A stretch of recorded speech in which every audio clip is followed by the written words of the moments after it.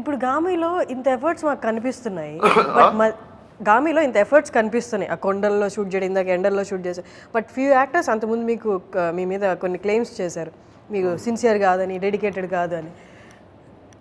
ఇప్పుడు ఈ ఎఫర్ట్స్ అవన్నీ చూస్తే అంటే నేను ఎవరైనా నాతో నిజంగా షూటింగ్ చేసిన వాళ్ళు నన్ను అంటే పట్టించుకుంటా. నాతో షూటింగే చేసిన వాళ్ళు ఎవరేమన్నా ఇప్పుడు it's like one of the public opinion అది. ఓకే, అంతే కదా. ఇప్పుడు నాతో పనిచేసిన డైరెక్టర్ నా మీద కంప్లైంట్ ఇస్తే నేను తీసుకుంటా. శైలేషో, తరుణ్ భాస్కరో, నరేషో, లేకపోతే మా విద్యాధరో, సో అండ్ సో డైరెక్టర్ ఎవరో ఒకరు నాతో. మా రవికిరణ్ ఉన్నాడు, మా విద్యాసాగర్ ఉన్నాడు, మా డైరెక్టర్ అశోకవనం డైరెక్టర్. సో వీళ్ళు కదా, వీళ్ళంటే నేను పట్టించుకుంటా. నాతో పనే చేయలేదు, నాతో సెట్ మీద నాకు యాక్షనే చెప్పని వాళ్ళు నన్ను ఏమంటే నాకు ఫరక్ ఎట్లా పడుతుంది. ఇన్ఫాక్ట్ డామేజ్ అయితే అయింది, బట్ ఇంతకుముందులో రియాక్ట్ అవ్వడం ఆపేశారు. మారారా? చేంజ్ వచ్చిందా మీలో? అవును, మరి పెద్దగా కాలే అప్పటికి ఇప్పటికి 7 years. పెద్ద అయినాం కదా, 7 సంవత్సరాల బుద్ధి అని అంతేంది దాన్ని. you will become wise and you will know better ways to solve the problem. కొన్ని రియాక్ట్ అవ్వడం మానేస్తా. And that time problems were bigger than me. Now I feel I'm bigger than problem. So I don't need to react.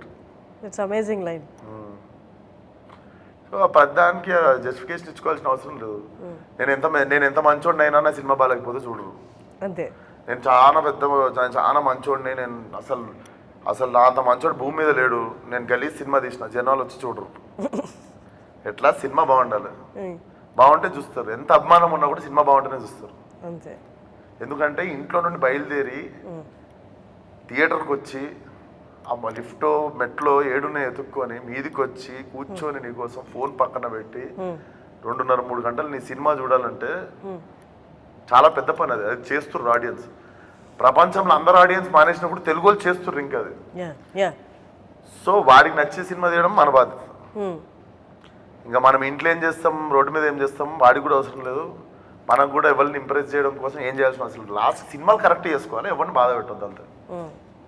But మీరు ప్రమోషన్స్లో అదే ఈవెంట్స్లో మాట్లాడేటప్పుడు కింద comments, events జరుగుతున్నప్పుడు కింద comments వస్తుంటాయి, ఇవన్నీ స్ట్రాటజిక్గా ప్రమోషన్ లాగా చేస్తున్నారు, ద వే ఆఫ్ టాక్ అని కూడా అంటుంటారు.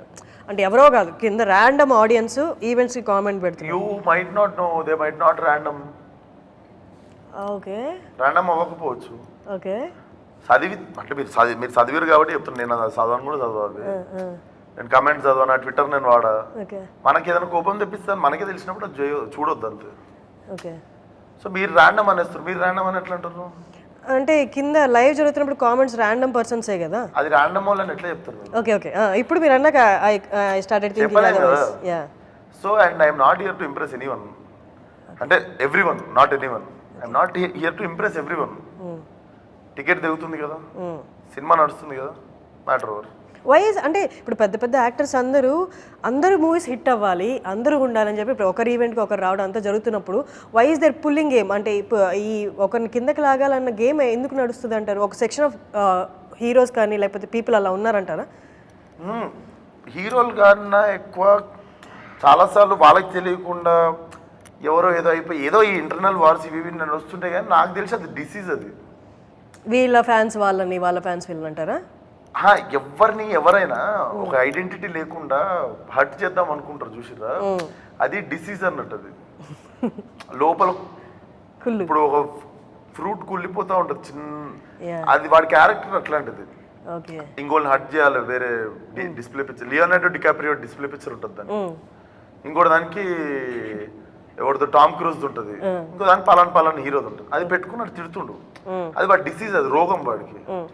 ఆ రోగం ఏమైతుంది అంటే పెరిగి పెరిగి పెరిగి ఆడు సంతోషం లేకుండా చచ్చిపోతాడు అన్నట్టు చచ్చిపోయేటప్పుడు. సో ఇది ఉన్నోళ్ళ గురించి పాపం అనుకోవాలి కానీ పట్టించుకోవద్దు. ఓకే.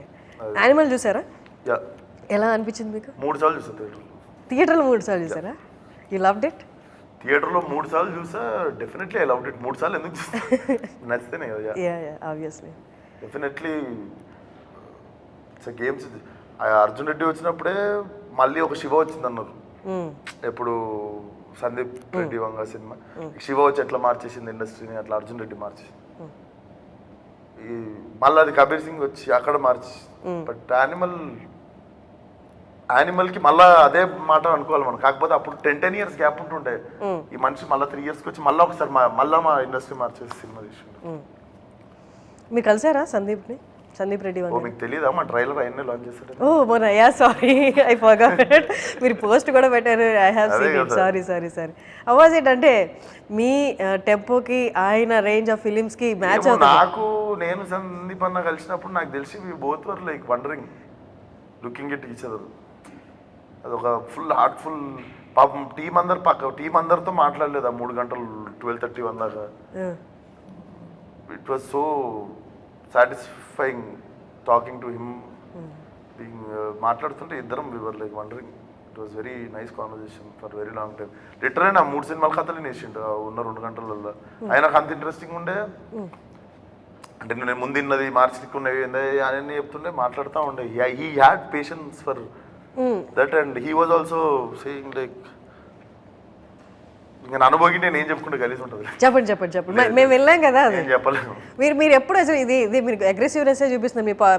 మిమ్మల్ని పొగిడేవి కూడా చెప్పాలి కదా, మేము వెళ్ళలేదు కాబట్టి. ఒకటి చెప్పండి, నెక్స్ట్ టైం ఎప్పుడన్నా సందీప్ అన్న ఇది ఒక్కటి చెప్పండి, మీ యాక్టింగ్ గురించి ఏదైనా పర్ఫార్మెన్స్ గురించి ఒకటి చెప్పండి. నన్ను పొగిడినా నన్ను ఇవ్వలేం పొగిడినా చెప్పలేను నేను. సరే గామి గురించి ఏమన్నారు? Did he see the trailer? Trailer రాకముందే చూసినా అన్నట్టు కూర్చున్నప్పుడు బాగుంటుంది స్క్రీన్లో అంటే నేను ఆల్రెడీ చూసి వచ్చిన బాగుంది trailer. Definitely it's well crafted film అని. యు నో ద ఎఫర్ట్, అంటే ఆయన తెలుసా the efforts you have put in? Everything. He knows producer since very long. అంటే Karthik was in industry since very long. Use to see Karthik every now and then. Gaami అని ఒకటి చేస్తుండే. గామి అనే దాని గురించి బేసిక్గా ఫిలిం నగర్లో అయితే అందరికి చాలా టైం నుండి తెలుసు ఒకటి అవుతుంది అని, కానీ దాని రూపురేఖలు ఎట్లుంటే మొన్నటిదాకా తెలియదు ఎవరికి. నేను 3 years బాగా విన్నాను గామి అని ఒక సినిమా వస్తుంది అసలు అని. అవును, అది ఎప్పుడో అందరి బిల్డప్ ఇస్తున్నారని నేను ఇచ్చుడు మానేసిన. లిటరలీ నన్ను ఏమనుకున్నారు అంటే లాస్ట్ మంత్ మొత్తం వీడికి ఇంట్రెస్ట్ లేనట్టుంది సినిమా మీద, వీడికి పెద్దగా ప్రమోషన్ చేసే ఉద్దేశం లేనట్టుంది అన్ని వింటున్నా నేను. నేను ఎంత మాట్లాడతా, నాకు చూపించాలని ఉంది ఏదైనా విజువల్. మావాడు టీజర్ రిలీజ్ చేయడు, క్యారెక్టర్ ఇంట్రో అని రిలీజ్ చేసి లాస్ట్ అందరూ ఒకసారి తిరుగుతురు. దాంతో కూడా ఎక్కువ కాన్ఫిడెన్స్ గా చెప్పలేము. నేను ట్రైలర్ రిలీజ్ చేసిన రోజు మాట్లాడతా, ఆ రోజు నుండి మాత్రం మాట్లాడుతూనే ఉంటా. దానికి ముందు ఏం చేసినా వేస్ట్ నేను అని చెప్పి 29th రోజు నీట్ గా టీం అందరం కలిసి వచ్చి అక్కడ నిల్చొని మీకు ట్రైలర్ చూపించినాం. అప్పటి నుండి ఇప్పటిదాకా రిలీజ్ దాకా you saw the difference. Sudden గా ఒక సినిమా వచ్చి ఒక ట్రైలర్ వచ్చి ఏం చేయొచ్చు అన్నది.